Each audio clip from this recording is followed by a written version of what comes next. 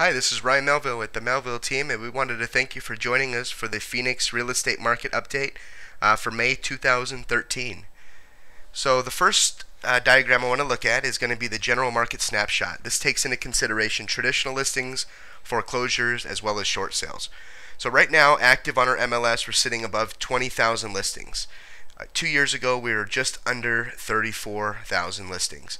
If you take away the UCB AWC status listings of 4,400, and just to let you know, UCB, what that means, it's usually a short sale or even a foreclosure that already has an offer in first position that has been presented to the bank and is awaiting bank approval. Technically, those properties, in order for you to qualify, if you wanted to buy one of those UCB listings, the first buyer would have to cancel or back out and allow you to get in there. So let's take away that 4,400 from the 20,000. That leaves us with just over 15,000 true active listings on our MLS, both traditional, foreclosure, as well as short sale properties. 2 years ago, we were just right under 27,000 listings, true active listings, 27,000 2 years ago, and we're under 16,000 here as of today, May 6, 2013. A lot of people ask, what does a balanced market look like in Phoenix? Well, we would like to see between 30 and 35,000 active listings on the MLS. That would give us a good balanced market for both buyers and sellers. But right now, being under 16,000, it's definitely favorably heavy towards sellers. Another thing I want to look at, days on market. We're sitting at 71, so that's the average length a listing will stay on the market for the sales that we've had the previous month. So 71 days on market is the average. Take a look, a year ago we were at 86, and then 2 years ago 106 average days on market. Drop down, look at days inventory. 84 days worth of inventory on the MLS. 2 years ago we were at 134. So properties are moving very, very fast. The reason for that, reduced inventory, so there's less properties for a buyer to pick from, as well as interest rates are still under 4%. We can get them between 3.75 and 4%. So that's really working out to take up a lot of these properties. Is basically the interest rate is really low right now, and we don't know what's going to happen with that. They're saying they are going to continue they're going to rise, but where we're sitting right now, we're under 4%, which is amazing. Monthly sale average price per square foot is about $117. 2 years ago, we were at $84 a square foot for the property sold. So we've made a significant jump in the average price per square foot for property sold. Drop down to the median sales price. You're going to see that right now, May 6, 2013, the median sales price is $174,000. 2 years ago, we were at $110,000, and a year ago we were at about $139,000 for the median sales price. So again, we're up. Inventory, reduced inventory, and the interest rate has a lot to do with that. So the next one we're going to look at will be the foreclosure snapshot. So right now on our MLS, we're sitting with 931 active foreclosure listings. Take away those UCB properties of 68, we're sitting with true active foreclosure listings of 863 properties. Take a look 2 years ago, we had over 5,000 truly active foreclosure properties on the MLS. So right now, if you look down, sales per month, 849. So we're basically gobbling up all those active listings. We can sell almost 1,000 of those per month. So look down here, days inventory, we have about a month's supply worth of foreclosure properties on the MLS. So there's that 28 days inventory. And then scroll on over to 2 years ago, 46 days inventory 46 days worth of inventory on the MLS. Amazing jump there. Now we're going to skip down quite a bit to the median sales price is $137,000. The median sales price just for foreclosures, that is $137,000. And take a look 2 years ago, we were at 80 grand. A year ago, about 105, between 105 and 106. So today we're sitting right here at about $137,000, which is an amazing rebound from just a couple years ago. The next snapshot I want to look at will be the short sales. So right now we're right at about 3,000 active listings on the MLS. Take away 2,300 of those UCB. Like I said, those are properties that are generally short sales that already have an offer in first position, and they have been presented to the seller's lender and are just waiting for a short sale approval. Once that approval hits, the property then goes pending. Once the escrow closes, then it's a sold property. But let's take away those 2,300. That's leaving us at 724 truly active listings right now on the MLS that are short sales. Scroll over to 2 years ago, we were above more than 6,300 short sales were on the MLS, and that's we're taking into consideration the UCB, leaving us with 6,300 true active short sales just 2 years ago. So skip down. I want to point out the listing success rate of 53%. Take a look at last year. 75%, just about 75% was the listing success ratio. And what that means is that back a year ago, if we would take a short sale, put that on the market, there was a 75% chance that that short sale would go through as a successful short sale. That it would close escrow as a short sale and move on to another buyer. You're going to see right now, like I said, we're at 53%. The reason for that drop is we're seeing some of the big investors, Fannie Mae and Freddie Mac, coming back with prices between 10 and 20% of their appraised value. So, for example, if we have a short sale instead of listed at $100,000, we feel is market value, they get an appraisal $100,000 comes in at $100,000. They're coming back saying like, hey, we'd like for you to sell that for $110,000 or maybe $120,000 because we know that this is in a rebounding market and that prices are continuously going up. So they're future pricing a lot of their properties that come back, and some of them just don't go through. The bank won't budge on the price, and so it goes back into the bank's inventory as a foreclosure. So 53% of our listings right now that are short sales are going through. That number of 75% was great just last year. We just weren't seeing the prices coming back like we are today. As far as what the bank is asking, we weren't seeing that a year ago. It's something that new that they've been doing since the fall of 2012. So the next slide I want to look at is days inventory. Now this is by price. So what you're going to notice here, properties between $75,000 and $100,000 we're sitting at 33 days inventory.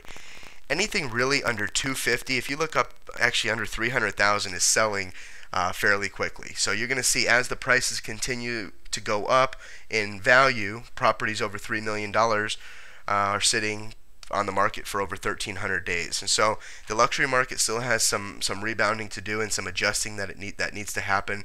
But really anything in this market priced right under $300,000, it's selling very, very fast. To give you an example, we recently listed a home down in Chandler in the 12 Oaks area, which is off of Chandler Boulevard and Rule Road. We listed this property for $185,000. Within 24 hours, we received a few offers, one of which was a cash investor, offered us 97%, actually closed at 97% of ask price. So it sold for $180,000 in 10 days, cash, no appraisal, really no inspection. They just were looking to pick up property to use as a rental. But it's basically what we call a buy and hold, where an investor comes in and will buy property, even pay market value, knowing that the values are going to continue to rise here in Phoenix. So they're going to rent the property out for the next 3 to 5 years, and then they have an exit strategy coming up here, and 5-7 years down the road, they'll turn around and sell the properties for more money than they bought them for today. So properties really under $300,000 selling very fast. East Valley doing really well on the west side, also rebounded very nicely. So if you're sitting on a property where you have considered selling, you definitely want to call me, because you want to take advantage of the reduced inventory that we have right now and the low interest rates, because buyers are really out looking and they're pushing really hard right now to get property. So if you had any thoughts about selling, you definitely want to give me a call, and I'll throw my phone number up here at the end. The next slide I want to show you is shadow inventory. So what shadow inventory is will be properties that are owned by a bank that are not put back on the MLS. So let's walk you through this. A homeowner goes upside down on their property, they start missing mortgage payments. Well, then they list their property, hopefully with me, as a short sale. And for any reason that short sale doesn't successfully go through, the bank then forecloses on that. Well, what they're saying right now with shadow inventory is the banks are foreclosing on property, holding on to them, and not putting them back on the MLS. And somebody would ask, well, why would they hold on to them? Well, there's a lot of people out there that think that the banks are going to hold on to these properties, so when they get into a position where they're sitting on a lot, they can flood the market and cause prices to come back down, because foreclosures are now coming back. And what I want to point out here is you're going to see a breakdown. I just did some research this morning, and I pulled with our tax records properties owned by Fannie Mae. So Fannie Mae owns over 1,400 properties in Maricopa County and 370 properties in Pinal, leaving a total of 1,841 total properties owned by Fannie Mae here in Maricopa and Pinal County.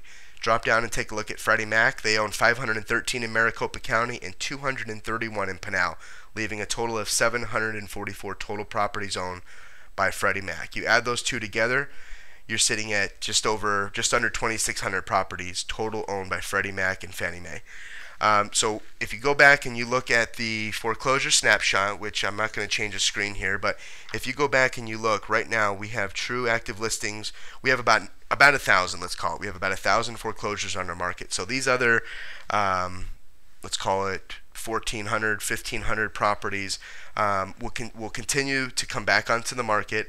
The banks are not really sitting in a position to hold property right now because they know that if they can unload them now, they can definitely cash out and not have that property in their inventory. So if this number was up in the 10 or 15,000 mark, then maybe we could say, okay, well the bank with the lenders are doing something with holding onto the property because we're sitting here with 1,000 and we have 10,000 being held. So that's just not the case right now. You'll see these other properties trickle back on the MLS, but right now we could take 1,000 of them per month. So if you add all of these in, I mean, we're sitting at 2.5 months worth of bank-owned properties total owned here by Fannie Mae and Freddie Mac, Maricopa and Pinal County. So we just don't see the shadow inventory out there right now. The next slide we're going to look at is where do Canadians live. So we get a lot of people that come in from out of town. A lot of Canadians come in town and they buy property, 1, 2, 3, maybe 4 or 5 properties at a time. Some of them are using them as second home vacation rentals, vacation properties, and some of them are using them as straight rental properties. So there's a diagram showing you where the Canadians are buying right now. So you're going to see a lot of activity up in the Scottsdale area. You're going to see some stuff going on over in the northwest part of the valley, over in Sun City West, and then you're going to see some action down in Queen Creek, Maricopa, Santan Valley, down in the southeast part. But majority of them right now, if you look here at the graph or the map that we have here, a lot of Canadians living in Scottsdale, North Scottsdale, South Scottsdale, and then trickling over here into Sun City. So just an interesting map to kind of show you where Canadians have been buying since 2007. We've had a lot of them in town, and it's great for our real estate market. So we appreciate you Canadians out there buying real estate here in Phoenix. Next thing I want to do is I want to thank the following people for referrals.